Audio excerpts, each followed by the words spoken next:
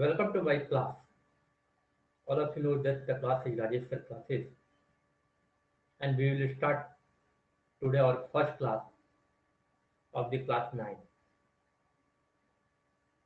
जितने आप पार्टिसिपेंट हैं जो मुझे देख पा रहे हैं, पहले सभी का मैं स्वागत करता हूं। और आज जिसके लिए हम इस क्लास के लिए आज यहाँ उपस्थित हुए हैं वो क्लास 9 का पहला चैप्टर है और उस चैप्टर का नाम है फ्रेंच रेवोल्यूशन, फ्रांसीसी क्रांति। आज जो हम चैप्टर पढ़ने वाले हैं वो चैप्टर फ्रांसीसी क्रांति, ये क्लास 9 का सबसे इम्पोर्टेंट चैप्टर और पहला चैप्टर है जो आपको इतिहास में, हिस्ट्री में पढ़ना है। We will discuss about the lot of things except France, other countries. France के सिवा हम दूसरे कंट्री पर भी इस चैप्टर में कुछ कवर करेंगे। तो let us first see what is the content of this chapter. इस सबसे पहले हम इस बात को जानेंगे कि पहला चैप्टर जो हमको फ्रांसीसी क्रांति में पढ़ना है उसमें क्या क्या किन किन बिंदुओं पर हमें पढ़ना है और किन किन बिंदुओं का हमें अध्ययन करना है, ये पहले हम जानेंगे। फ्रांसीसी क्रांति चैप्टर से स्पष्ट है कि फ्रांस में हुई क्रांति के बारे में हमको पढ़ना है। इसमें अलग अलग बिंदुओं पर हम विचार करते हुए पूरे चैप्टर को हम देखेंगे, जिसमें पहला जो है कि फ्रांस में क्रांति कब हुई, सेकंड फ्रांसीसी क्रांति के क्या कारण थे, थर्ड फ्रांसीसी क्रांति कैसे किस रूप में हुई, फोर्थ फ्रांसीसी क्रांति के बाद उत्पन्न बदली हुई क्या क्या परिस्थितियां रही, फिफ्थ फ्रांसीसी क्रांति के परिणाम क्या हुए, अर्थात विश्व को फ्रांसीसी क्रांति की क्या देन है। इस पूरे चीज चैप्टर में हमको इन बिंदुओं पर गौर करना है और उसके सब कंटिन्यू, उसके उप बिंदु को भी हम बारीकी से देखेंगे। आप क्लास रेगुलर देखें, रेगुलर करें। मेरे वीडियो को जो है वो टीचमेंट ऐप पर उपलब्ध है। क्लास खत्म होने के बाद रिकॉर्डिंग सेक्शन जाएगा, तो रिकॉर्डिंग सेक्शन में उसे टीचमेंट ऐप पर देखा जा सकता है। Hello, hi Jitendra.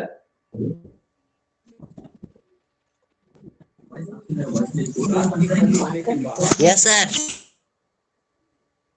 आप उसे रिकॉर्डिंग सेक्शन जो टीचमेंट ऐप में ऊपर बना हुआ है उसमें आप देख सकते हैं। उसकी हम बारीकी से आपको बता देंगे कहाँ पर क्लास की रिकॉर्डिंग आपको मिलेगी।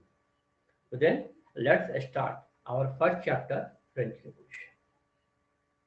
नाम से स्पष्ट है, फ्रांसीसी क्रांति यानी फ्रांस की क्रांति के बारे में हमको पढ़ना है।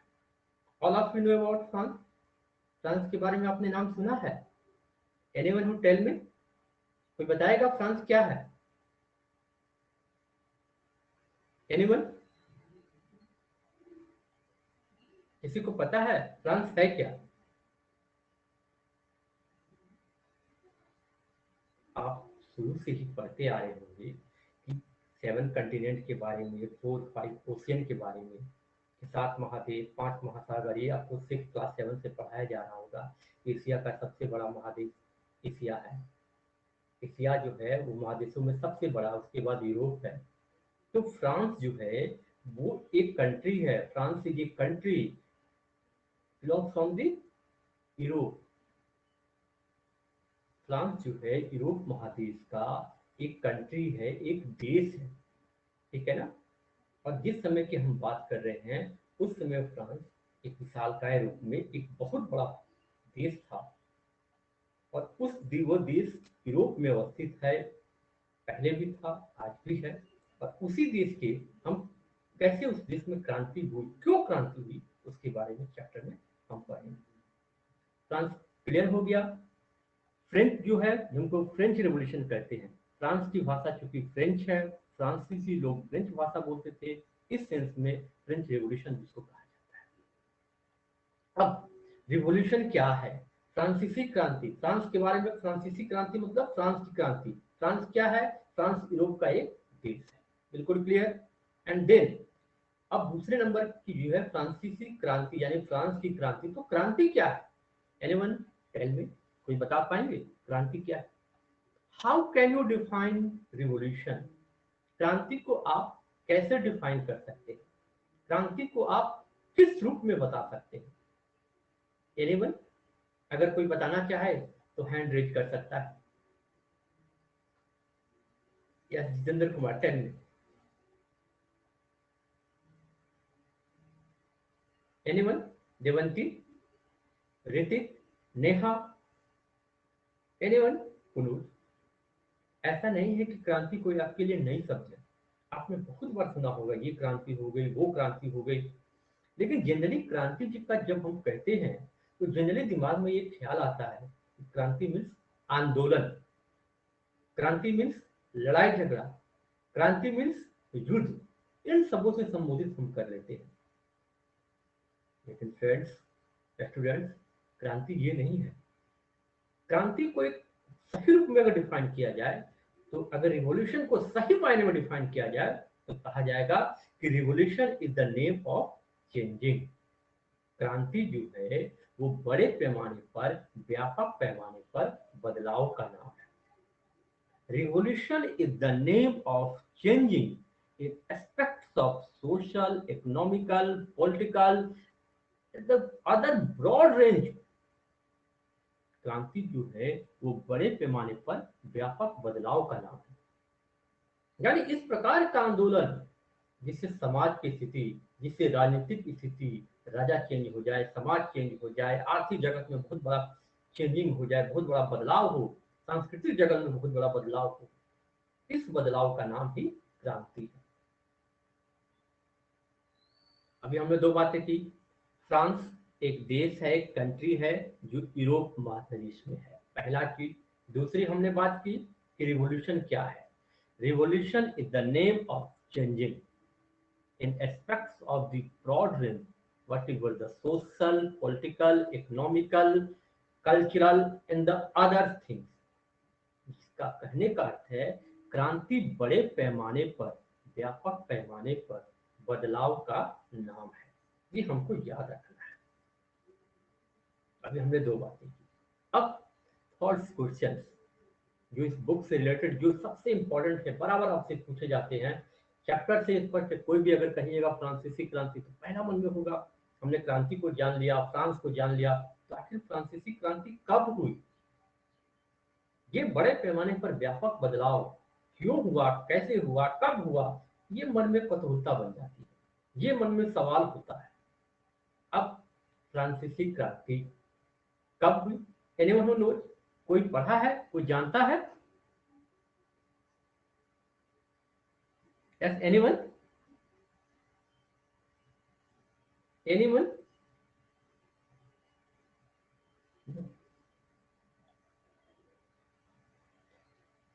हमेशा याद रखना है कि फ्रांसीसी क्रांति 14 जुलाई 1789 ईस्वी को, 14 जुलाई 1789 फ्रेंच रिवॉल्यूशन अकर।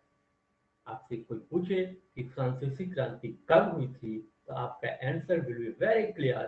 फ्रांसीसी क्रांति 14 जुलाई 1789 ईस्वी 1789 ईस्वी को हुई थी। एकदम दिमाग में रखना है। आपको ये सारे नोट्स जो होंगे, क्वेश्चंस के आंसर्स होंगे, आपको टिकमेंट ऐप में मिलेंगे, जिसको आप चेक कर सकते हैं आफ्टर द क्लास। तीन बातें हमने अभी की। पहला कि फ्रांस क्या है, दूसरा हमने कहा कि क्रांति क्या है, और तीसरा फ्रांसीसी क्रांति कब हुई। Answer should be very clear कि फ्रांसीसी क्रांति, फ्रांस की क्रांति 14 जुलाई 1789 ईस्वी को। अब द मोस्ट इंपॉर्टेंट क्वेश्चन, अब हमने कब की बात कर ली कि कब हुई, ये क्यों हुई, ये क्या कारण थे? कोई यूं ही बड़े पैमाने पर कोई बदलाव नहीं हो जाता है, जरूर उसमें कुछ ना कुछ बातें होती हैं जिसके कारण बदलाव होता है। ऐसे ही कोई बदलाव नहीं होता है, कुछ ना कुछ कारण है। दो लोगों के बीच में लड़ाई होगी, झगड़ा होगी, दो लोगों के बीच में वैमनस्य होगा, अगर कुछ हमको कहीं ना कोई कारण होता है। इसी तरह फ्रांसीसी क्रांति के भी कारण थे। अब फ्रांसीसी क्रांति के कारणों को कई चरणों में बांटा जा सकता है। आपसे जब क्वेश्चन पूछे जाते हैं तो इसको विभिन्न बिंदुओं में सब अगर कहेंगे पॉइंट्स में इसको बांध के इसको हमको लिखना होता है। फ्रांसीसी क्रांति के क्या कारण थे? तो फ्रांसीसी क्रांति के कारण राजनीतिक, सामाजिक, आर्थिक, बौद्धिक और तात्कालिक रूप में कारण थे। अब एक एक बिंदु को जानते हैं। जैसे पहले हमने कहा कि फ्रांसीसी क्रांति का पहला कारण राजनीतिक था।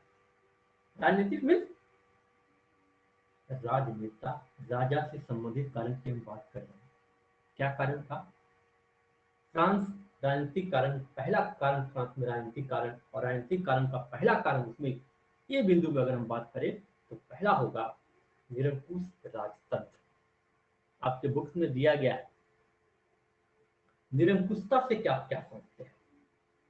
ये क्वेश्चन है। जैसे हमने कहा कि पहला कारण फ्रांसीसी क्रांति में राजनीतिक कारण, और राजनीतिक क्रांति कारण में पहला बिंदु निरंकुश राजतंत्र। और आपके बुक्स में है कि निरंकुशता, निरंकुश क्या है, निरंकुशता क्या है?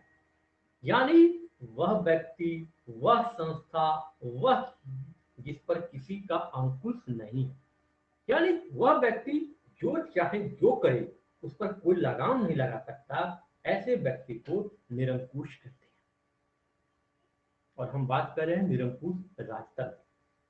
ध्यान रखना है, निरंकुश राजतंत्र को जब लिखने की बारी आएगी तो हम लिखेंगे कि फ्रांस में उस समय, क्रांति के समय, फ्रांस में शासन जो था, राजा जो था, उसका नाम था लुई 16। एकदम दिमाग में रखना है। आपसे क्वेश्चन पूछे जाएंगे कि फ्रांसीसी क्रांति के समय फ्रांस का राजा कौन था, फ्रांस का सम्राट कौन था। Then what will be your answer? आपका आंसर क्या होगा? रिमेंबर इट, फ्रांसीसी क्रांति के समय फ्रांस का राजा लुई 16 था, लुई 16 था। ये फ्रांस का राजा था, और लुई 16 जो था वो निरंकुश था। वह कहा करता था कि आई एम द किंग, मैं किंग हूं, and I can do anything, मैं कोई भी काम कर सकता, मैं कोई भी काम कर सकता हूं, मैं किंग हूं, मैं राजा हूं, and my wish is my law. France का राजा क्रांति के समय कौन था? लुई 16, जो बराबर कहा करता था कि मैं, आई एम द किंग, मैं राजा हूं, आई कैन डू एनीथिंग, मैं कुछ भी कर सकता हूं, and my wish is the my law, मेरा जो इच्छा होगी वही कानून होगा, वही नियम होगा। And you people God given to me to oblige others people, to adore others people and follow others man। उसका कहना था कि भगवान ने मुझे राज दिया है राज करने की, और लोगों को मेरी बात माननी होगी, जो नहीं मानेंगे उनको दंड मिलेगा। यानी एक टाइप का निरंकुश राजतंत्र, निरंकुश राजा, जो बड़ा क्रूर, बड़ा अत्याचारी और प्रजा के हित के काम को देखने वाला नहीं था। लोगों के मन में आया कि हमारी स्थिति तब तक चेंज नहीं होगी जब तक इस राजा को नहीं हटाया जाए, और ये पहला कारण बना फ्रांस में क्रांति का होने का। फ्रांस में 14 जुलाई 1789 ईस्वी का पहला कारण बना हमें निरंकुश राजतंत्र। दूसरा, भ्रष्ट प्रशासन। राजनीतिक कारण में दूसरा कारण की हम बात कर रहे हैं, भ्रष्ट प्रशासन। प्रशासन भ्रष्ट है, यानी उसके नीचे में जो लोग थे, राजा के जो अधीन जो लोग थे, उनमें भ्रष्टाचार था, पैसे लेकर लेन देन होता था, पैसे लेकर काम होता था, कोई किसी की सुनने वाला नहीं था। लोगों को लगने लगा, और भ्रष्ट प्रशासन में क्या होता था कि राजा रानी का जो चापलूसी करता था, राजा रानी की जो पैरवी करता था, राजा रानी को जो अच्छे लगते थे, उनको ऊंचे ऊंचे पद मिलते थे। और जो जिसके काबिल था, कोई बहुत बहादुर है, कोई बहुत पढ़ा लिखा है, तो उसको पुरोहित में नहीं डाल दिया जाता था। कोई बहुत बहादुर है, वो सेनापति नहीं बन पाता था, क्योंकि उसकी चापलूसी नहीं आती थी। और जो राजा रानी की चापलूसी करता था उसको बड़े पद मिलते थे। तो सपोज कीजिए कि अगर आप क्लास में सबसे अच्छा करेंगे, सबसे टॉप करेंगे, पढ़ने में सबसे आगे रहेंगे, लेकिन किसी बदमाश लड़के को क्लास में जो किसी का बात नहीं मानता है, किसी टीचर को किसी नहीं करता है, उसको सब काम में आगे रखा जाए, उसको हर चीज में उसको सारे टीचर प्यार करें, तो नेचुरली चीज है कि जो अच्छे बच्चे हैं उनके मन में ये होगा कि टीचर हमारे साथ गलत कर रहे हैं, हम सबका कहना मानते हैं, हम सबको के लिए अच्छी बात करते हैं, और कोई Play हमारे by लिए TF Card. कोई ML. हमारे लिए काम नहीं कर रहा है। तो ये गलत चीज है। इस चीज को हमको रोकना होगा। इस चीज को हमको करने के लिए क्या करना पड़ेगा? इसके लिए दोषी राजा है और राजा को हमें हटाना पड़ेगा। Deepak Kumar, kindly mute your mic, and Rahul Karmali also kindly mute your mic, kindly mute your mic, both of you, Deepak Kumar and Rahul Kumar. Deepak and Rahul, kindly mute your mic. Yes sir. अपने माइक को म्यूट कर ले। Deepak Kumar also sir. Please. हाँ, गुड। तो हम कह रहे थे कि भ्रष्ट प्रशासन यानी योग्यता के आधार पर लोगों को प्रशासन में सम्मिलित नहीं किया जा रहा, और ये कारण था कि फ्रांस में लोगों को लगने लगा कि राजा को जब तक नहीं हटाया जाएगा तब तक फ्रांस की व्यवस्था चेंज नहीं होगी, और ये दूसरा कारण बना फ्रांस की क्रांति का। ये दूसरा कारण बना फ्रांस की क्रांति का। रिमेंबर, नेक्स्ट हम बातें करें भ्रष्ट प्रशासन के तीसरी अगर राजनीतिक कारण में बात करें तो तीसरा जो कारण था वो कारण है रानी का प्रशासनिक कार्यों में हस्तक्षेप। फ्रांस में हमने बात की कि फ्रांस में उस समय कौन राजा था? लुई 16। फ्रांसीसी क्रांति के समय फ्रांस का राजा लुई 16 था, और उसकी रानी का नाम था मेरी एंटोनियो। कहीं आपको बुक में मेरी एंटोइनेट भी मिलेंगे, ठीक है ना? दोनों नाम सेम है, मेरी एंटोनियो और मेरी एंटोइनेट का both the names is the same, एक ही नाम, ठीक है बेटा? नेक्स्ट हम आगे बढ़ रहे हैं। अब मेरी एंटोइनेट जो फ्रांस की रानी थी उसका राज कार्यों में हस्तक्षेप था। राजा जो था वो दिन भर शराब में, दिन भर मदपान में रहता था। उसे अपनी रानी जो थी वो प्रशासनिक कार्यों में हस्तक्षेप करने लगी थी। लोगों को ऊंचे ऊंचे पद देना, लोगों को बेवजह पर धन खर्च करना, अपने शौक श्रृंगार पर अत्यधिक धन खर्च करना। इससे क्या होता था कि फ्रांस की जो राजकीय आय थी, यानी राजा के पास जो आय थी जो प्रजा के लिए खर्च होनी चाहिए वो रानी पर खर्च होने लगा, जिसे देखकर फ्रांस की जनता को लगा कि रानी का जो कार्य है वो उसी कार्य की वजह से हम जो है फ्रांसीसी लोग के पास इतनी प्रॉब्लम, इतनी दिक्कत हो रही है, और राजा कार्यों में हस्तक्षेप नहीं कर रहा है, राजा जो है वो कुछ देख नहीं रहा है, सिर्फ अत्याचार और कर रहा है, तो हमको इसके लिए आवाज उठानी पड़ेगी। और उन्होंने जब आवाज उठाई तो फ्रांस में क्रांति हुई। नेक्स्ट, सैनिक असंतोष। सेना में भी संतोष था। सेना जो थी वो उसके दिमाग में था कि हमको उच्च पद पर जो है हमको योग्यता के आधार पर काम नहीं मिल रहा है, तो ये तब तक होगा, और सेनापति कोई बन जाता था जो भी राजा रानी के चक्र करता था। इनको लगने लगा कि जब तक हम इस सत्ता को उखाड़ नहीं फेंकेंगे, हटाएंगे नहीं, फ्रांस की व्यवस्था नहीं सुधरेगी। और इसी व्यवस्था को सुधारने के लिए फ्रांस में क्रांति हुई। Remember it. बहुत सारी बातों को हमने की। फ्रांस क्या है?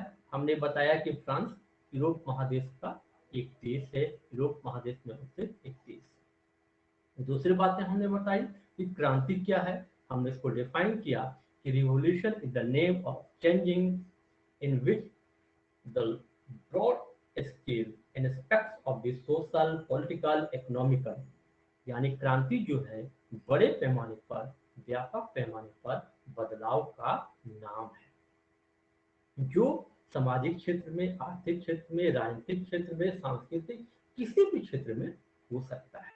इसकी और हमने बात की कि फ्रांसीसी क्रांति कब? Answer should be very clear. 14 जुलाई 1789 ईस्वी को फ्रांसीसी क्रांति हुई। उसके बाद हमने फोर्थ बात की कि फ्रांसीसी क्रांति के समय फ्रांस का राजा कौन था। हमने बिल्कुल क्लियर कर दिया आपको याद रखनी है कि फ्रांसीसी क्रांति के समय फ्रांस का राजा लुई 16वां था। ये आपको याद रखना। अब नेक्स्ट क्वेश्चन कि फ्रांसीसी क्रांति के क्या क्या कारण थे। तो हमने बताया कि फ्रांसीसी क्रांति के निम्न कारण थे, जिन कारणों में कहा जा सकता है राजनीतिक, सामाजिक, आर्थिक, धार्मिक और उसके साथ बौद्धिक, और एक जो कारण जिसे कारण क्रांति तुरंत स्टार्ट हो गई उसको कहते हैं तात्कालिक कारण। हम यहाँ राजनीतिक कारण की पहली चर्चा आपको किए, बताए राजनीतिक कारण में निम्न बिंदु की बात की। पहला जो पॉइंट हमारा पॉलिटिकल कॉजेज राजनीतिक कारण था, उसमें हमने कई बातें की। निरंकुश राजतंत्र, राजा का निरंकुश होना पहला कारण हमने बताया। भ्रष्ट प्रशासन बताया। रानी का प्रशासनिक कार्यों में हस्तक्षेप बताया। और चौथा जो बताया सैनिक असंतोष। ये 4 कारण राजनीतिक कारण थे जिसके कारण फ्रांस में क्रांति हुई, फ्रांस में क्रांति को बल मिला। ये सारे कारण थे। ओके, नेक्स्ट बात कर रहे हैं। अब दूसरे पॉइंट पर आते हैं। राजनीतिक कारण की चर्चा हम कर लिए। फ्रांसीसी क्रांति का दूसरा जो बड़ा कारण था वो था सामाजिक कारण। ये आपसे बुक्स में बराबर पूछे जाते हैं कि फ्रांस की क्रांति के समय फ्रांस का सामाजिक जीवन कैसा था। बी क्लियर, दोनों का आंसर एक ही होगा। फ्रांस की क्रांति के कारण में सामाजिक कारण जो है और फ्रांस उस समय के सामाजिक स्थितियां, दोनों का आंसर एक ही। अब क्या सामाजिक कारण था? तो let's first discuss about the social things of that times from France. कि उस समय फ्रांस की सामाजिक स्थिति क्या थी, पहले उसको हम जाने। कैसे सामाजिक कारण फ्रांस की क्रांति का महत्वपूर्ण कारण बना। फ्रांस का समाज कैसा था उस समय, पहले हम इस बिंदु को देखेंगे। France, the French society were divided in the 3 parts of that. उस समय फ्रांस का समाज 3 वर्गों में बटा। एकदम क्लियर रखना है कि उस समय फ्रांस का समाज 3 वर्गों में बटा हुआ था। फर्स्ट को कहते हैं क्लर्जी, सेकंड को noble and third common people. Hindi में कहेंगे, पहला को कहेंगे आपको कुलीन वर्ग, दूसरा को कहेंगे पादरी वर्ग और तीसरा को कहेंगे साधारण जनता। आपसे क्वेश्चन पूछे जाएंगे बराबर कि फ्रांस का समाज कितने वर्गों में बटा हुआ था। What will your answer? Be clear, France का समाज जो है वो 3 वर्गों में बटा हुआ था। आपसे क्वेश्चन दूसरे वे में पूछे जा सकते हैं कि फ्रांसीसी क्रांति के समय फ्रांस का समाज कितने वर्गों में बटा हुआ था। योर आंसर शुड बी फ्रांसीसी क्रांति के समय फ्रांस का समाज 3 वर्गों में बटा हुआ था। आपसे पूछे जाएंगे इन वर्गों के नाम लिखे, तो नाम के साथ आप लिखेंगे। क्या लिखेंगे? आप लिखेंगे कि फ्रांसीसी क्रांति के समय फ्रांस के समाज में 3 वर्ग निम्न थे। पहला कौन वर्ग था? पादरी वर्ग, दूसरा कुलीन और तीसरा साधारण वर्ग, आम वर्ग।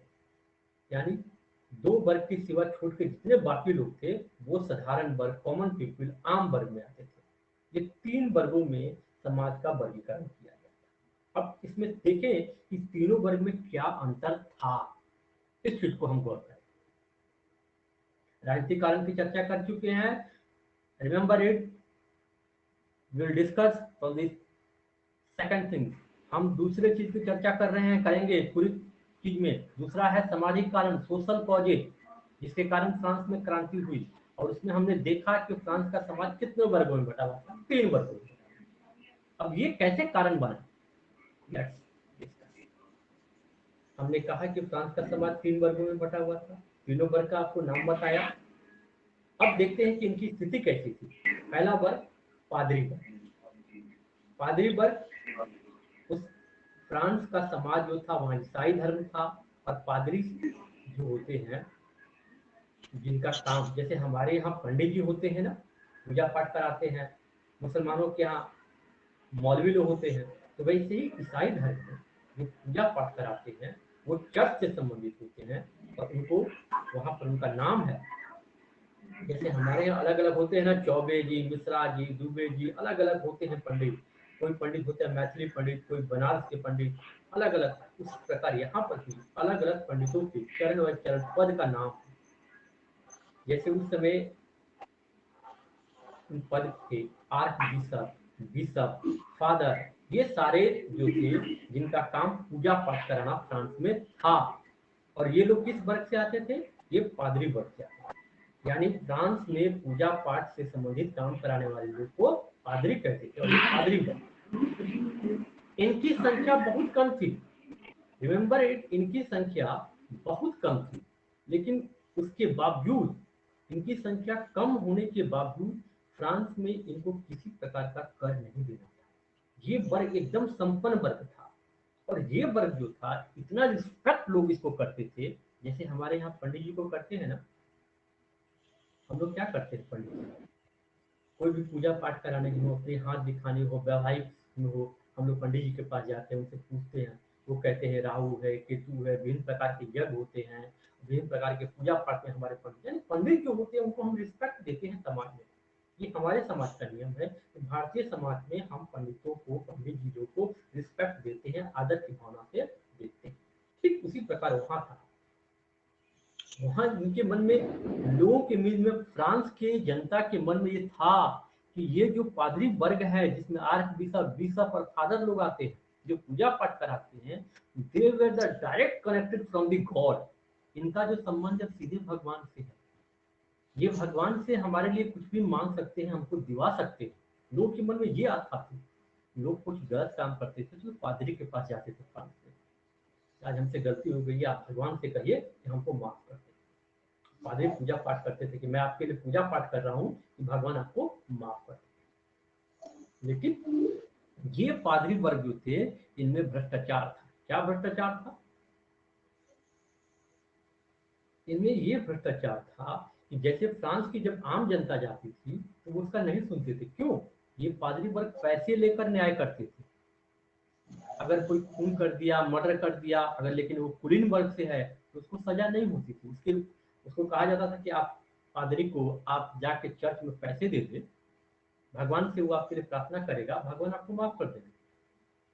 लेकिन जब साधारण वर्ग, तीसरा वर्ग भी था, वो जब जाता था तो उसके लिए कहा जाता था कि पैसे उसके पास होते नहीं थे, वो पैसा कहाँ से देगा। जब वो पैसा नहीं दे पाता था तो उसको फांसी दे दी जाती थी, उसको सजा होती थी। लोगों को लगने लगा ये तो बड़ा गड़बड़ है। एक वर्ग जो है पादरी वर्ग, एक वर्ग है कुलीन वर्ग।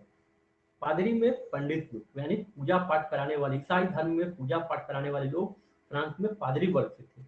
कुलीन वर्ग, दूसरा नंबर का जो वर्ग था, उसमें राजा आते थे, सेनापति आते थे और राजा के सगे संबंधी यानी भाई बहन, ये सब सारे आते थे। ये दूसरा कुलीन वर्ग था। और इन दोनों को छोड़कर बाकी जो वर्ग था उसको कहते थे आम वर्ग, साधारण वर्ग। फ्रांस में कहा जाता था कि the clergies pray, nobles fights and the common people praise. इसका अर्थ हुआ कि पुरोहित, फ्रांस में जो क्लर्जी थे, जो फादर थे, वो पूजा करवाते थे। जो नोबल्स, कुलीन थे, वो युद्ध युद्ध करते थे देश के लिए, फ्रांस के लिए। और तीसरा वर्ग जो था साधारण वर्ग, वो केवल कर देता था, यानी उसी पर सारा राज्य का बोझ टिका हुआ था। हमने आपको कहा राजा के, पुरोहित के पास 1/3 जमीन थी, राजा के पास पूरी प्रॉपर्टी थी, जमींदार के पास पूरी प्रॉपर्टी थी, कुलीन के पास पूरी प्रॉपर्टी थी, लेकिन वो कोई टैक्स नहीं देना। और जिस वर्ग, जो वर्ग राजा के जमीन पर खेती करता था, जो वर्ग राजा के जमीन पर रहता था, उसी को फ्रांस में सारे कर देने पड़ते थे। टैक्स, कर का मतलब टैक्स। कर से आप लोग जानते हो कर का मतलब क्या होता है कि आपका जमीन में कुछ उपजा है, आपने कुछ खेती की है, तो उसकी जितनी आय होगी उसमें से कुछ भाग जो है वो राजा को देना पड़ेगा। ये हुआ कर, ये हुआ टैक्स जो उस समय था। धार्मिक कर भी होता था कि धर्म को मानने के, जिसको टिथे कहते थे। टिथे एक प्रकार का धार्मिक कर था जो जो पादरी लोग, जो पादरी वर्ग लेते थे आम जनता से। अब देखिए कितना बड़ा बंटवारा। फ्रांस के 90% जनसंख्या जो थी वो तीसरे वर्ग थी। तीसरे वर्ग में डॉक्टर, इंजीनियर, किसान, मजदूर, ये सारे आते थे। और दो वर्ग जो था, जो सबसे संपन्न वर्ग था, उसको कोई कर नहीं देना, उसका जीवन एकदम आलिशान था। वो फ्रांस में उसके जीवन ऐसे आराम के साथ थी। और तीसरा वर्ग जो मजदूरी करता था, मेहनत करता था, जिसकी आबादी फ्रांस में सबसे ज्यादा थी, उसी वर्ग को सारे कर लोगों को लगने लगा तीसरे वर्ग में। इसके लिए कहीं ना कहीं हमारा समाज जो है वो दोषी है, और समाज को बनाने वाला ये राजा और एक पुरोहित दोषी है। अब जब तक हम राजा को चेंज नहीं करेंगे, जब तक हम राजा को नहीं हटाएंगे, ये व्यवस्था चेंज होने वाली नहीं। तो इसके लिए क्या करना पड़ेगा? समाज को बदलने के लिए राजा को बदलना पड़ेगा और व्यापक पैमाने पर एक आंदोलन करना पड़ेगा। और यही कारण है कि तीसरे वर्ग में जब असंतोष हुआ, तो फ्रांस की ये सामाजिक कारण फ्रांस की क्रांति में तब्दील हुई और फ्रांस की क्रांति का एक महत्वपूर्ण कारण बना। दूसरा पॉइंट आपसे पूछे जाएंगे कि फ्रांस के सामाजिक क्या कारण थे। तो सामाजिक कारण में आपको लिखना होगा कि फ्रांस का समाज 3 वर्गों में बटा हुआ था। 3 वर्ग में पहला वर्ग कौन था? पहला वर्ग कौन था? Yes, anyone tell me. अब सब अपने कुलीन माइक वर्ग। खोल ले। कुलीन वर्ग। बताया था। हाँ, तो आपने एक वर्ग बताया, तीनों वर्ग का नाम बताया। कुलीन वर्ग, पादरी वर्ग और साधारण वर्ग। बस, बहुत बढ़िया। यानी पहला पादरी वर्ग, दूसरा कुलीन वर्ग और तीसरा साधारण वर्ग। ये फ्रांस का समाज में 3 वर्गों में बटा हुआ। माइक म्यूट कर ले सारे लोग। तो 3 वर्ग, और तीनों वर्ग में जो सबसे निम्न वर्ग जो माना जाता था, जो हेय दृष्टि से 2 वर्ग वाले देखते थे, वो था जन साधारण वर्ग। और जन साधारण वर्ग को कोई अधिकार, कोई भी सहूलियत नहीं थी, जिसके कारण इनको आंदोलन करना पड़ा। और इनका आंदोलन फ्रांस की क्रांति का एक महत्वपूर्ण कारण बना। 2 कारण की हम चर्चा कर लिए। पहला राजनीतिक कारण, दूसरा सामाजिक कारण। अब हम तीसरे कारण की ओर बढ़ेंगे। और तीसरा जो हमारा कारण है, वो कारण, तीसरा जो कारण हमारा होगा, राजनीतिक सामाजिक के बाद आर्थिक कारण को देखते हैं। Economical causes. क्या है इकोनॉमिकल कॉजेज? इस चीज को अगर हम देखते हैं तो इसमें एक स्पष्ट रूप से कहा गया है। एक बहुत बड़े विद्वान ने कहा था, उसने कहा था कि any revolution trust from the economy. यानी कोई भी रिवोल्यूशन जो होता है, वो जो होता है, वो रिवोल्यूशन तब तक नहीं होता है जब तक उसमें आर्थिक विस्फोट नहीं। आप गौर कीजिएगा, आपके घर में कुछ भी कॉजेज हो, एनीवन, कुछ भी अगर होता है, सपोज कीजिए आदमी को कितना भी मारा जाए, कितना भी पीटा जाए, वो आदमी बेचैन नहीं होता है। वो कब बेचैन होता है आदमी? सबसे बड़ी जो आग होती है वो पेट की आग होती है। सबसे ज्यादा असंतोष वो करता है। आपको कोई मार दे, पीट दे, लेकिन आपको भोजन मिलता है, आपको कोई बहुत काम कराता है, आपके फादर को, आपको लगता है कि नहीं काम ठीक है, भोजन तो चले। लेकिन जब काम बंद मिले, काम करना पड़े, उसकी कोई मेहनत ताना नहीं मिले, आपको दिन भर आपको कष्ट हो, आपको पेट भर भोजन नहीं मिले, तब विद्रोह शुरू होता है। तब पेट की आग जो होती है वो क्रांति लाती है। पेट की आग जो है वो कहती है कि मैं पूरे सिस्टम को बदल दूंगा, मैं उसको खत्म कर दूंगा। क्यों हम काम करते हैं, हमको पैसा नहीं मिलता है, क्यों हम पर कोई जुल्म करेगा? तो ये फ्रांस की आर्थिक कारण कार्लाइल ने स्पष्ट किया था। उसने कहा था कि any revolution comes from the economical burst. कोई भी क्रांति जो होती है वो आर्थिक विस्फोट से शुरू होती है। बिल्कुल सही बात। अब आर्थिक कारण कैसे उसमें बना, उस समय फ्रांस की आर्थिक स्थिति कैसी थी, देखते हैं। पहला उसमें था राजकोष का खाली खजाना। हमने आपको राजनीतिक काल में बताया था ना कि रानी और राजा अपने पर खर्च करते थे। वर्साई के वो शीश महल में रहते थे, जहां पर सारे खर्चे अपने लिए करते थे, ऐशो आराम में। तो राजकोष खाली था, जनता पर कोई ध्यान देने वाला नहीं था। यानी पैसा थी ही नहीं कि जनता के लिए कुछ किया जाए। ये पहला कारण, राजकोष का खाली होना। दूसरा, उद्योग धंधों का चौपट होना।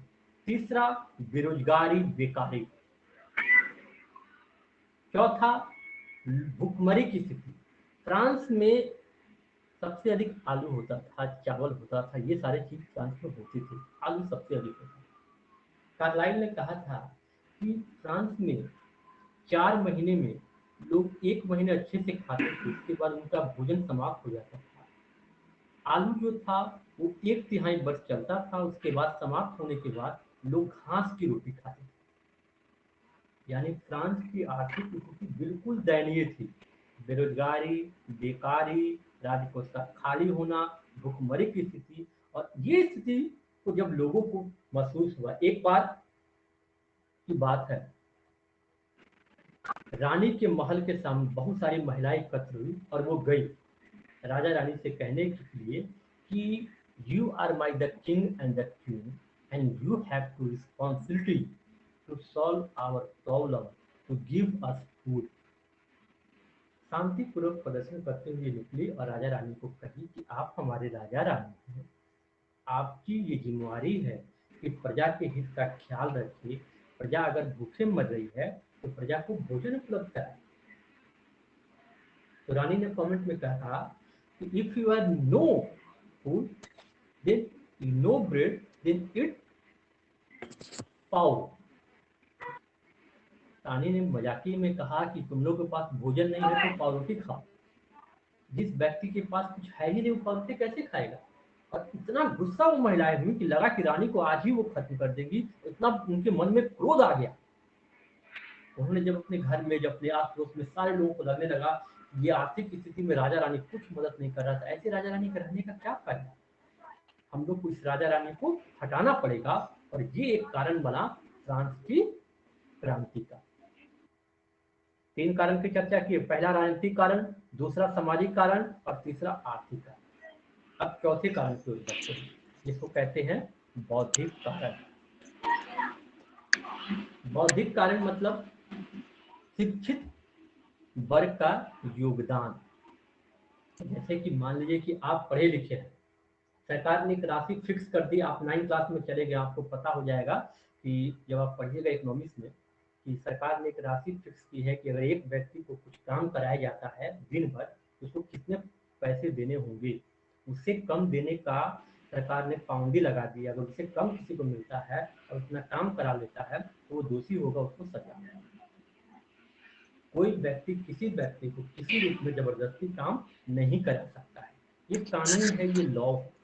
जब आप पढ़ लिख लेंगे तो आपको मालूम हो जाएगा, लेकिन आपके शायद पापा को नहीं मालूम हो, आपके आस पड़ोस को नहीं मालूम हो। वो जबरदस्ती बेचारे काम करते हो, उतना पैसा जितना सरकार ने कहा है उतना पैसा ठेकेदार मजदूर को नहीं देता हो। लेकिन जब आप पढ़ लिख लीजिएगा तो आप वहां जाके बताइएगा कि पापा आपके साथ तो गलत हो रहा है, चाचा आपके साथ तो गलत हो रहा है। सरकार ने कहा है कि अगर दिन में काम करते हैं इतना 8 घंटे का काम तो इतना पैसा देना है, इससे कम पैसा मिलता है तो ये गलत है। चलिए हम थाना में चलते हैं, चलिए उस व्यक्ति को हम अंदर करते हैं, चलिए हम आवाज उठाते हैं। इसका मतलब है जो पढ़ा लिखा वर्ग है वही ज्यादा समझता है अन्याय को, वही ज्यादा समझता है कि कैसे अपने अधिकारों को हम ले सकते हैं। तो फ्रांस में भी क्रांति का एक महत्वपूर्ण कारण, जो चौथा कारण था, वो बौद्धिक क्रांति थी। बौद्धिक क्रांति कहने का मतलब है शिक्षित वर्ग का योगदान। अब फ्रांस में पढ़े लिखे बहुत सारे लोग थे। उन लोगों ने फ्रांस में कैसे राजा के खिलाफ, रानी के खिलाफ, समाज के खिलाफ लोगों को बनाया, लोगों को समझाया और क्रांति के लिए, आंदोलन के लिए आगे किया, उस चीजों को हम समझते हैं। बौद्धिक कारण में 4 लोगों का नाम बिल्कुल आएगा, क्लियर हो जाता है, बराबर आपसे पूछा भी जाता है कि फ्रांसीसी क्रांति के समय फ्रांस के 4 दार्शनिकों के नाम, 4 शिक्षित वर्ग के नाम, 4 लोगों के नाम बताएं। आपसे ये क्वेश्चन पूछे जाएंगे कि फ्रांसीसी क्रांति कब हुई थी? 14 जुलाई 1789 ईस्वी को। रिमेंबर इट, ये हमेशा याद रखना है कि 14 जुलाई 1789 ईस्वी को Devanti Kumari, Devanti mike mute, kindly mike mute Devanti. Yes, कि फ्रांसीसी क्रांति जो है वो 14 जुलाई 1789 ईस्वी को हुई थी। अब इस क्रांति के कारण कौन देखते हैं? बौद्धिक कारण। आपसे पूछा जाएगा कि फ्रांसीसी क्रांति के समय फ्रांस में किन किन विद्वानों का महत्वपूर्ण योगदान था, है। आंसर और 4 विद्वानों के नाम लिख, इस तरह के आपको क्वेश्चन पूछे जाएंगे। तो आपको रिमेंबर याद रखना है कि फ्रांसीसी क्रांति के समय ये 4 विद्वान, 4 दार्शनिक जो थे, उनके नाम थे Rousseau, Montesquieu, Voltaire and John Locke. आपके बुक्स में दी गई है, इनको आपको रिमेंबर रखना है। पहला अगर व्यक्ति बात करें तो Montesquieu, Voltaire, John Locke and Rousseau. Remember 4 नाम आपको हमेशा याद रखना है जिन्होंने फ्रांस में क्रांति करा दी, जिनका बहुत बड़ा योगदान था फ्रांस की क्रांति में, फ्रेंच रेवोल्यूशन में। Let's discuss one by one the names and their contribution to start the revolution. अब एक एक करके इन व्यक्तियों के बारे में हम देखेंगे जिन्होंने फ्रांस की क्रांति कराई, जिनका महत्वपूर्ण योगदान फ्रांस की क्रांति में था। मॉन्टेस्क्यू से करते हैं। मॉन्टेस्क्यू, ये मॉन्टेस्क्यू एक बहुत बड़ा हुआ जिसने अपनी बुक के माध्यम से, अपने किताब के माध्यम से फ्रांस में एक अमूल एक नए युग को फ्रांस में प्रवेश कर लोगों को सोचने समझने पर विवश किया। उसने एक बुक लिखी, द स्पिरिट ऑफ लॉज। क्या बताया नाम? The spirit of laws. आपसे पूछा भी जाएगा कि मॉन्टेस्क्यू की सबसे प्रसिद्ध पुस्तक का नाम क्या है, then your answer will be the spirit of laws. क्या आंसर होगा आपका? यस, क्या आंसर होगा? The spirit of laws. Montesquieu की सुप्रसिद्ध पुस्तक का क्या नाम है? Answer will be very clear, the spirit of laws. Spirit of laws इसी बुक में उसने लिखा। ये आपको मेरे नोट्स में मिलेंगे, जो आपको दिखाया जाएगा, आपको उसमें ट्रीटमेंट ऐप पर उपलब्ध होगा, और ये उपलब्ध होगा आपको लास्ट में, जो कंटेंट है जिसमें चैप्टर का लास्ट में दिया गया है उसमें उपलब्ध मिलेगा। तो मैं खोलने के लिए बता दूंगा। अब स्पिरिट ऑफ लॉज में उसने एक सिद्धांत लिखा जिसको कहते हैं separation of power, the separation of power, शक्तियों का पृथक्करण। मॉन्टेस्क्यू ने अपने बुक में से लोगों को बताया if anyone gives the whole power constitute from the one person, then person should be autocratic, person will be autocratic। उसने कहा कि अगर जो है कि एक ही व्यक्ति में सारे पावर को अगर दे दिया जाए तो व्यक्ति क्या हो जाएगा? व्यक्ति ऑटोक्रेटिक हो जाएगा, व्यक्ति तानाशाह हो जाएगा। जैसे आपको देखते हैं क्लास में आप कहते हैं, हम एक व्यक्ति को मॉनिटर बना के और कहेंगे कि ये व्यक्ति जो है इसी की हम बात मानेंगे और यही बताएगा कौन क्या है करता है। हो सके वो मॉनिटर बनने के बाद वो पक्षपात करने लगे, उसको सारे हम पावर एक ही व्यक्ति को दे दें, वो किसी व्यक्ति को जो उससे लड़ाई झगड़ा करे उस लड़का का नाम दे देगा कि सर ये बाहर निकलता है, लड़ाई करता है, सर यही बदमाशी करता है, और हम उस व्यक्ति का बात मान लें। जैसे स्कूल में है, कोई हिस्ट्री पढ़ाता है, कोई सिविक्स पढ़ाता है, कोई मैथ पढ़ाता है, और सारे लोग अलग अलग पढ़ा के एक सुचारू रूप से क्लास चलता है। लेकिन अगर एक ही व्यक्ति को कह दिया जाए एक ही व्यक्ति सब विषय पढ़ाएगा तो अच्छा होगा? नहीं होगा। यानी एक व्यक्ति के हाथ में अगर पावर दे दिया जाए, एक व्यक्ति के हाथ में अगर सिस्टम दे दिया जाए तो व्यक्ति तानाशाह हो जाएगा, व्यक्ति को लगने लगेगा कि हम सबसे पावरफुल, हम कुछ भी कर सकते हैं। इसी का मॉन्टेस्क्यू ने कहा था कि राजा के पास जो संपूर्ण पावर दिया गया है, वो जो चाहे कर सकता है, उसी के पास संपूर्ण शक्ति है, ये गलत है। उस पर भी अंकुश, उस पर भी नियंत्रण, उसको भी देखने वाला कोई चाहिए जिसके कारण राजा कोई गलत काम नहीं कर सके। उसी ने कार्यपालिका, विधायिका और न्यायपालिका 3 पार्ट्स बांटे थे, जो आपको पॉलिटिकल साइंस, सिविक्स, नागरिक शास्त्र में, राजनीतिक विज्ञान में हम लोग पढ़ेंगे। यानी मॉन्टेस्क्यू ने वहां के लोगों को समझा दिया कि राजा जो गलत कर रहा है उसका कारण यह है कि पावर, शक्ति है राजा के पास है, इस शक्ति को हमें छीनना होगा, शक्ति का बंटवारा अलग अलग करना होगा, सबको शक्ति बराबर बराबर देना होगा। और ये कब बराबर बराबर मिलेगा? जब राजा को हटा दिया जाएगा। जब कौन किंग? लुईस 16। जब लुईस 16 को हटाया जाएगा, और कैसे हटाया जाएगा? क्योंकि उसके पास सेना है, उसके पास शक्ति है, जब तक हम लोग सब लोग एकत्रित नहीं हो जाए, जब तक हम लोग कोई बड़ा आंदोलन नहीं कर ले, जब तक हम क्रांति नहीं करेंगे, तब तक राजा रानी हटेंगे नहीं। और ये उसकी बात एक महत्वपूर्ण कारण बना फ्रांसीसी क्रांति का।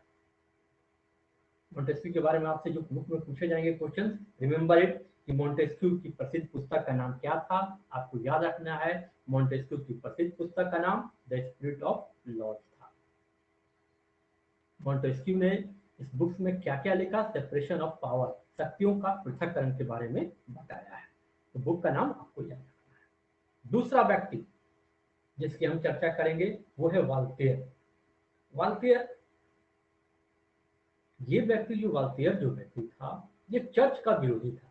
ये कहा करता था कि gods gives the all man to all power. भगवान ने सभी व्यक्ति and according to the god all the persons are equal.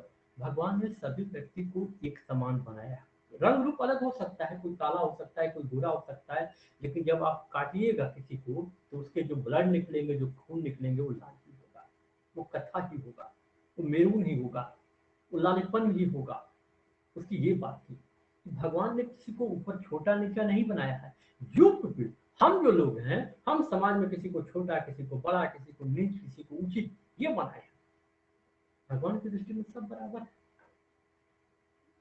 अपने बुक्स में, अपने कथनों में इसने बराबर लोगों को समझाया कि चर्च में जो पादरी है, जो अन्याय कर रहा है, पैसे लेकर काम कर रहा है, पैसे लेकर जो गरीब है उनको कहता है कि नहीं आपके भगवान माफ नहीं करेंगे, जो अमीर हैं कोई भी काम करे भगवान उनको माफ कर देंगे, ये कैसा न्याय है, ये कैसा सिस्टम है, ये तो गलत है। और जब लोगों के मन में वाल्टेयर की ये बात समा गई कि वाल्टेयर सही कह रहा है, वाल्टेयर ने बिल्कुल सही कहा है, आज जो हमारी स्थिति है उसका जिम्मेवार हम ही हैं। हम क्यों राजा रानी को इतना पावर दिए हुए, हम इतने समाज में 90% हमारी जनसंख्या है और 10% में कुलीन और पादरी हैं, और वो लोग हम पर राज कर रहे हैं और जबरदस्ती हम पर अन्याय कर रहे हैं। राजा हमारा स्वेच्छाचारी हो गया, निरंकुश हो गया, वो हमको कोई सुविधा नहीं दे रहा है। तो वाल्टेयर के कहे अनुसार हमको सत्ता बदलनी पड़ेगी और सत्ता बनने के लिए बड़ा आंदोलन करना पड़ेगा, जो एक कारण बना फ्रांसीसी क्रांति का। मॉन्टेस्क्यू, वाल्टेयर दो के बारे में बात की। तीसरे व्यक्ति के बारे में बात करते हैं जो सबसे फेमस है, जिसका नाम है रूसो। रूसो, ठीक है। रूसो कौन था? रूसो फ्रांस का ही रहने वाला, एक गरीब परिवार से बिलोंग करने वाला एक घड़ीसाज का व्यक्ति था, जिसकी बचपन में ही माता पिता की मृत्यु हो गई, अनाथ हो गया ये। और अनाथ मतलब जिसके माता पिता नहीं होते, जिसका कोई नाथ नहीं, जिसके आगे पीछे कोई नहीं है, उस व्यक्ति, उस बच्चे को अनाथ कहते हैं। तो ये अनाथ था। ये सड़कों पर यूं ही घूमने लगा, कहाँ जहाँ खाना मिले लोगों से मांग के खाता था। लेकिन समाज ने इसको बहुत कुछ सिखाया। उसने देखा कि कैसे लोग मुझे हे दृष्टि से देखते हैं, मेरे कपड़े से, मेरे रंग से, मेरे रूप से, और कैसे एक अमीर परिवार का जो बच्चा है उसको क्या सम्मान मिलता है समाज में, हमको नहीं मिल पाता। पढ़ने का ये शौकीन था, जहाँ टीचर्स, जहाँ स्टूडेंट्स मिलते थे वहाँ वो खड़ा हो जाता था, उनकी बातें सुनता था, पढ़ता था, पढ़ने की कोशिश करता था, और उसने कई क्वेश्चन अपने आप में किए। उसको लगने लगा कि सबसे बड़ा कारण जो है हम ही, वो कहा करता था कि man is born to free but always kept in the case, always kept in the prison, always kept in the jail, always kept in the surrounded by other people। कि मानव जो है वो स्वतंत्र जन्म लेता है, लेकिन वो हमेशा बंधनों में बंधा रहता है। कहने का आप समझे? नहीं समझे? इसको भी क्लियर कर देते हैं इसकी स्टेटमेंट को। मानव स्वतंत्र जन्म लेता है। सपोज कि एक बच्चा है छोटा, हम लोग, आप लोग भी छोटे होंगे, आप लोग अभी छोटे बच्चे को, अपने भाई को, अपनी बहन को, छोटे छोटे को देखते होंगे, वो कितना फ्री होता है, ना उसको पढ़ने का टेंशन, ना उसको घर का कोई काम करना है, ना उसको खाना बनाना है। वो जहाँ मन जाता है, जहाँ मन जो मन उसको करता है, उसको कोई पता नहीं। जैसे आपको हमको पता होता है आग के पास हमको नहीं जाना है, पानी में हमको नहीं जाना, हम डूब सकते हैं, आग में हम जल सकते हैं, ऊंचे पहाड़ी से हम कूदेंगे तो हमारे पैर हाथ टूट जाएगी। बच्चा को कुछ नहीं मालूम। रूसो कहा करता था कि मेरी तरह आप प्रकृतिवादी हो जाओ। प्रकृति बच्चा को सिखाता है, सिस्टम सिखाता है कि कैसे बच्चा अपने आप में ढल जाता है। एक एग्जाम्पल आपको देते हैं। सपोज कीजिए आपके फादर हैं, वो कहते हैं कि बेटा मैं घर से बाहर जा रहा हूँ, तुमको 2 घंटा तब तक तुम पढ़ना। हाँ लेकिन बेटा टीवी मत देखना, टीवी छोड़ के पढ़ाई लिखाई करना, टीवी मत खोल देना। जब आप सुन लेते हैं कि टीवी नहीं खोलना है, तो सीधे दिमाग में आता है कि खिड़की से हम देखते हैं पापा कुछ दूर तक गए कि नहीं गए, और जैसे ही कुछ दूर गए पहला काम होता है पढ़ाई लिखाई छोड़ के टीवी देखो। अब पापा के आने के पहले टीवी बंद, किताब निकाल के कि हम तो किताब पढ़ रहे है कि नहीं। ये होता है जनरली बच्चों के मन में, और आप भी करते रहते हैं सारे बच्चे ये सब। ये यानी बच्चे जो होते हैं जिनको मना किया जाता है वही वो काम करने लगते हैं। जैसे मम्मी रख के जाएगी, अगर 2-4 रसगुल्ले आपको रखा हुआ है, आपको कोई मतलब नहीं, आप देख रहे हैं कोई मतलब नहीं, लेकिन कह दिया जाए बेटा पहले खाना खा लो, रसगुल्ला नहीं खाओ, तो आप कहिएगा नहीं पहले रसगुल्ले चाहिए। ये कठपुतलिया है जो बच्चों में होती है। और छोटे बच्चे हैं, अगर आ गए तब तक वो ठीक है, जब वो उधर पास में जा रहे हैं, आग के पास में जा रहे हैं, कहीं जला हुआ है, तो आप उसको रोक देते हैं, उधर नहीं जाना है जल जाओगे। बच्चा नहीं जानता है, बच्चा जानता है कि अरे रोक दिए हमको, फिर वो जाएगा, देखना चाहता है कि क्या है वहाँ, क्यों हमको वहाँ से हटाया जा रहा है। आपको कुछ नहीं, जब बच्चा को आप छोड़ देते हैं, बच्चा स्वतः वहां जाता है, और स्वतः जाने के बाद जब उसको आग की धड़क लगती है, एक अग्नि की ज्वाला उत्पन्न लगती है, तो वो पीछे बढ़ जाएगा, उसको लगेगा ये खराब चीजें यहाँ जाएंगे तो हमको दिक्कत होगा। यानी child learn from the nature. बच्चा जो है वो प्रकृति से सीखता, अपने आप सीखता है, और रूसो ने भी अपने आप सीखा था। उसको लगने लगा कि मेरा जो अवस्था है, मेरे जैसे बहुत सारे लोग हैं, और इस अवस्था का सबसे महत्वपूर्ण सबसे बड़ा जो कारण है, वो कारण है फ्रांस के समाज का विभाजन। फ्रांस का समाज 3 भागों में जो बटा हुआ है वो गलत है। लोगों के साथ अन्याय जो हो रहा है उसका कारण ये फ्रांस का समाज है। और फ्रांस का समाज तब तक नहीं बदल सकता है जब तक इसको बनाने वाला राजा, इसको बनाने वाला पुरोहित, इसको हम चेंज नहीं कर देते हैं, इसको हम हटा नहीं देते।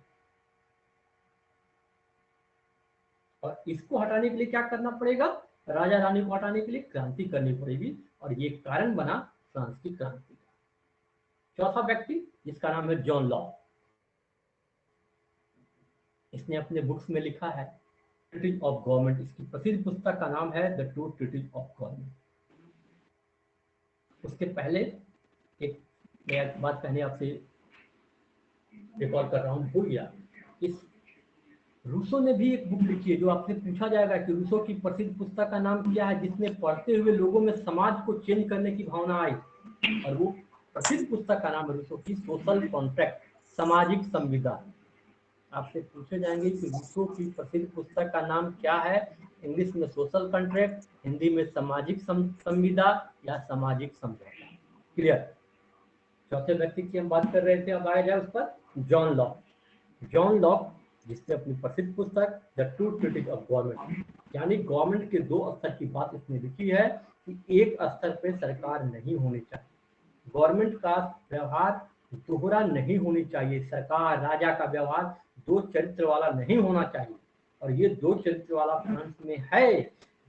कुलीन वर्ग और पादरी के लिए अलग सुविधा, और आम वर्ग के लिए अलग सुविधा। ये जो है ये गलत है, और इसको चेंज करने के लिए क्या करनी पड़ेगी, क्रांति करनी पड़ेगी।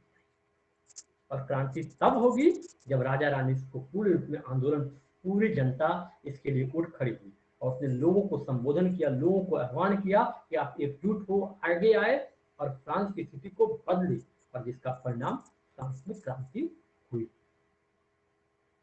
फ्रांस की क्रांति का एक अंतिम कारण जो आपको बताएंगे वो था तात्कालिक कारण। 4 कारण की चर्चा की हमने, राजनीतिक, सामाजिक, आर्थिक, बौद्धिक, और अंतिम कारण जो हम रूप में बता रहे हैं आपको, तात्कालिक कारण, जिसके होने से तुरंत।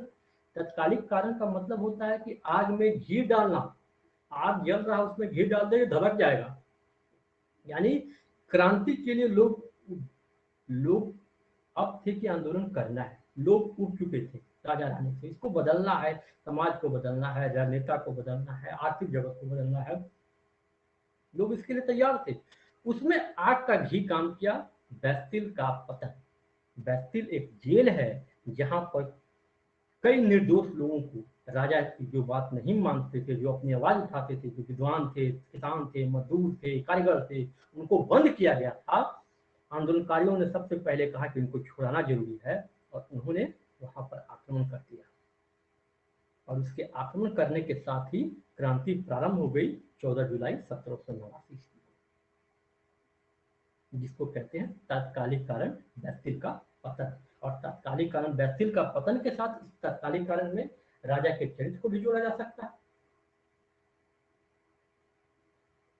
आज हम यहीं पर इस पूरे चीज को विराम देंगे, समाप्त करेंगे इस पूरे चीज को, और इसके अगले वीडियो में, अगले हम कड़ी में, अगले क्लासेस में हम इसके आगे के भाग को देखेंगे कि फ्रांस में क्रांति के जब सारे कारण मौजूद हुई तो कैसे फ्रांस में क्रांति हुई, और क्रांति के बाद कैसी सामाजिक, राजनीतिक, आर्थिक जगत में फ्रांस में बदलाव हुआ, और फ्रांसीसी क्रांति के क्या परिणाम हुए फ्रांस में, और फ्रांसीसी क्रांति के परिणाम विश्व में क्या देखने को मिले, और फ्रांसीसी क्रांति से विश्व को क्या देन मिला, को करते हुए अगले क्लास में हम इस चैप्टर को समाप्त करेंगे। अगले अपने वीडियो में इसमें मिलकर हम इसको समाप्त करेंगे। तो यहाँ पर इस चैप्टर को समाप्त करते हुए थैंक्स करते हैं। लिख चैप्टर को समाप्त एक बार सभी का आए हैं, इसके लिए थैंक्स। अब नेक्स्ट, अभी हम क्लास को समाप्त नहीं कर रहे, रिमेंबर इट, सभी लोग मुझसे जुड़े रहिएगा। क्लास हम समाप्त नहीं कर रहे हैं, सभी लोग जुड़े रहिएगा। ऑल ऑफ यू, आपका एडमिशन चल रहा है, आपने एडमिशन ले ली होगी आशा है, और उसके साथ ही आप टीचमेंट ऐप में कहीं किसी को कुछ प्रॉब्लम है तो बोलेंगे। आज का जो आपको जो पढ़ाई गई है उसका असाइनमेंट जो है वो टीचमेंट ऐप में आपको मिलेगा। असाइनमेंट सेक्शन में ऊपर जब जाइएगा तो स्टूडेंट चैट आपको बहुत सारी चीजें दी गई हैं, उसी में एक जगह असाइनमेंट दिया हुआ है, उसमें असाइनमेंट में आज का होमवर्क मिलेगा।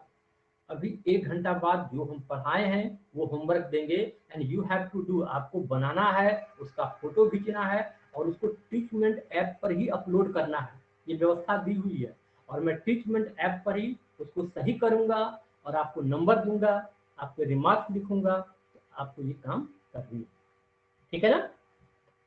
टीचमेंट ऐप में अगर किसी को होमवर्क नहीं दिख रहा हो, प्रॉब्लम होगा, तो हमसे वो संपर्क करें। यस श्रीकृष्ण कुमार, अब कोई भी कोई सवाल करना चाहता है तो हमसे करें, बोले। यस, किसी को कुछ पूछना है? टीचमेंट ऐप में ऊपर में देखिएगा, आज मैंने उस फ्रांसीसी क्रांति को डाल दिया, आपके चैप्टर को डाल दिया है। आप टीचमेंट ऐप में आपको वो चैप्टर मिलेंगे, ऊपर में जो टीचमेंट ऐप जो है उसमें आपको वो चैप्टर मिलेंगे, ध्यान देना है।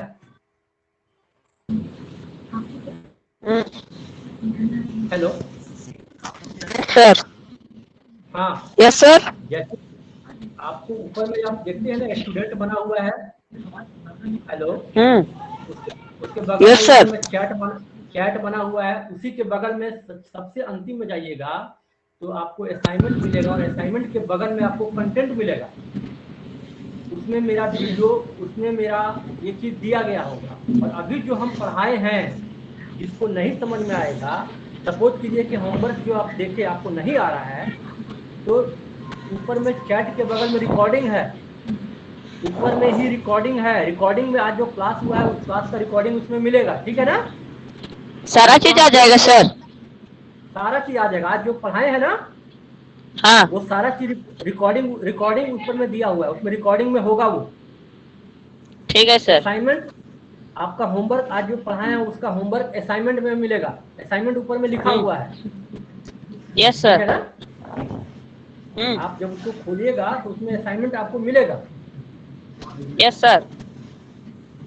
हेलो, ठीक है, मैं इसको Yes, sir. और आपको दिखा। एक न्यू स्टूडेंट मोनिका कुमारी कौन है जी?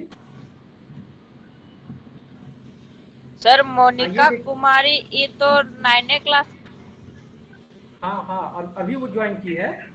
आप देखिए बेटा, ये देखिए, हाँ ये जब आप ऊपर में आप जब जाते हो ना, तो ये ऊपर में सब यूएचएस चापी क्लास 9 जो लिखा हुआ है, ऊपर में क्लास 9 हाँ यूएचएस सर। चापी लिखा हुआ है, उसके नीचे में आपको देखिएगा उसके नीचे में आपको समरी मिलेगा, उसके बाद रिकॉर्डिंग मिलेगा। इस रिकॉर्डिंग को जब आप क्लिक कीजिएगा तो यस आज का सर। वीडियो मिलेगा, आज जो पढ़ाए हैं वो देख सकते हैं, ठीक है ना। उसके यस बगल सर। में टेस्ट है, जब हम टेस्ट लेंगे तो यस टेस्ट सर। मिलेगा। उसके बगल में आपको स्टूडेंट है, यस सर। जितने स्टूडेंट होंगे उनका नाम मिलेगा। उसके बगल में चैट है, आप हमसे कोई भी बात करना हो आप उस चैट में लिख सकते हैं, ठीक है।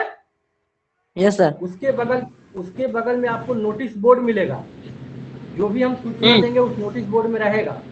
उसके बगल में असाइनमेंट है, यहाँ पर आप असाइनमेंट खोलिएगा तो आपको आज का होमवर्क मिलेगा जो आपको बनाने हैं। और सबसे लास्ट में स्टडी मटेरियल है। स्टडी मटेरियल को जब खोलिएगा तो इस प्रकार का आएगा, देखिए हम बुक डाल दिए हैं, है ना। जब बुक को खोलिएगा तो पूरा बुक मिल जाएगा, आज का जो सांस्कृतिक क्रांति का जो पूरा किताब है, पहला चैप्टर, वो आपको मिल जाएगा बुक, ठीक है ना। इसमें सारे चीज दिए हुए हैं और इसी से हम आपको टेस्ट भी करेंगे, ये क्लियर रखना। और किसी को दिक्कत? सर और यही से क्वेश्चन आंसर भी बनाना है। हाँ, क्वेश्चन आंसर जो आप देख लीजिएगा उसको अपने कॉपी में बनाइएगा, कॉपी में बना के फोटो खींच के इसी में अपलोड करना होता है, वो मिलेगा, यस अपलोड का सर, ऑप्शन ठीक है। आता है इसमें, ठीक है सर। और चीज हाँ। अभी तक जुड़े हुए इसे 13 विद्यार्थी 14 विद्यार्थी मात्र है। सारे लोगों को बता देना है कि ट्रीटमेंट ऐप से जो क्लास नहीं करेगा, नहीं जुड़ेगा, उनका नाम काट दिया जाएगा। आप ठीक है सर। एक मोबाइल से दो लोग जुड़ सकते हैं, तो हमको इन्फॉर्मेशन दे देंगे, ठीक है। Yes sir. ठीक है सर।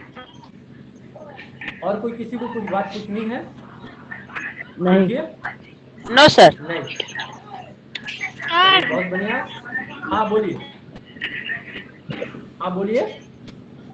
सर मेरा कहना है सर, क्या देवंती, क्या बोल रही हैं आप? मेरा मोबाइल में फोटो नहीं खिंचाता है। फोटो नहीं घुचाता है? मेरा तो आप मोबाइल नहीं खिंचाता है आप सर। आप किसे क्लास कर रही हैं अभी?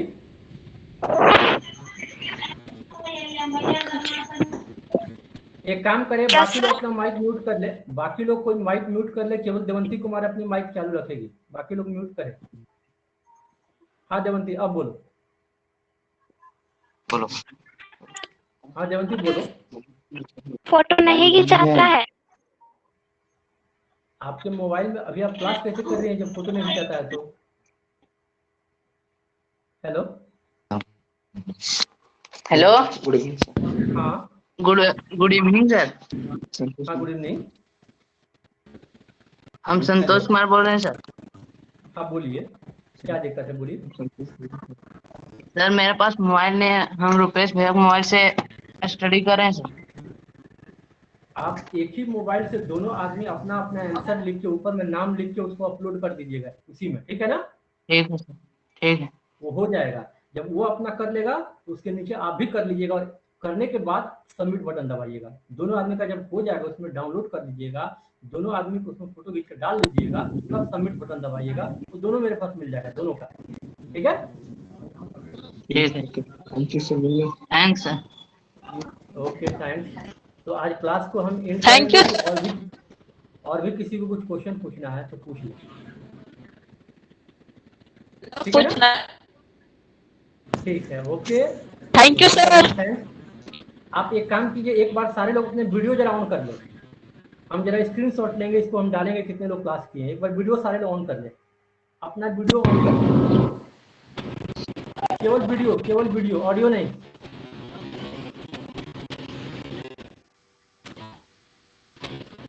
अपना वीडियो ऑन कीजिए सारे लोग।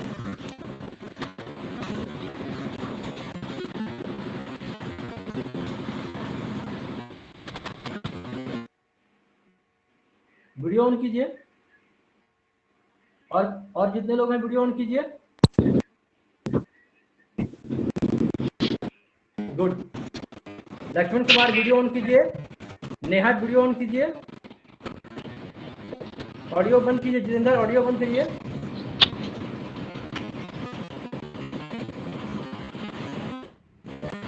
जितेंद्र ऑडियो बंद कीजिए, वीडियो ऑन कीजिए, केवल वीडियो ऑन कीजिए आप लोग।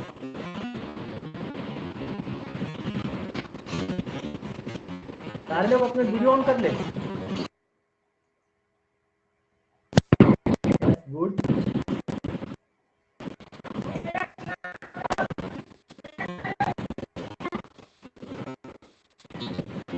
वीडियो ऑन कीजिए।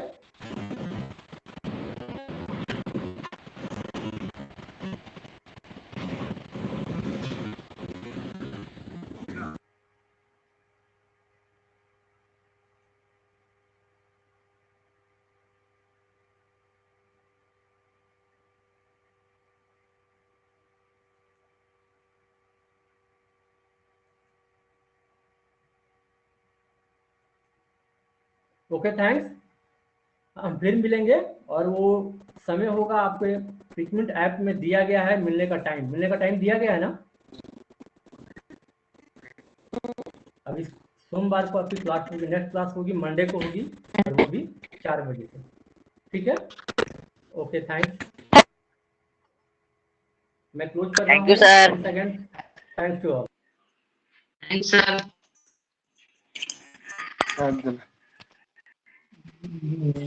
अब ये बना चल नहीं रुकने, अभी कॉल को लास्ट में रहते हैं, रुक आप। Rahul.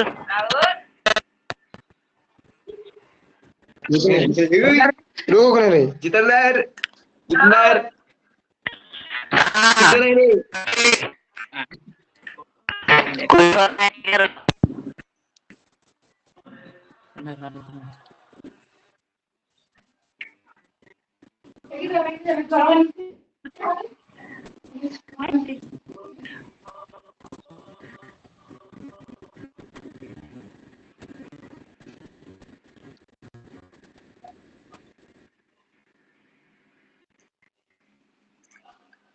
कौन कहाँ है? नेहा कुमार कुमारी नेहा कुमार, वही नेहा कुमार, कुमार हैं? नेहा कुमार कौन है?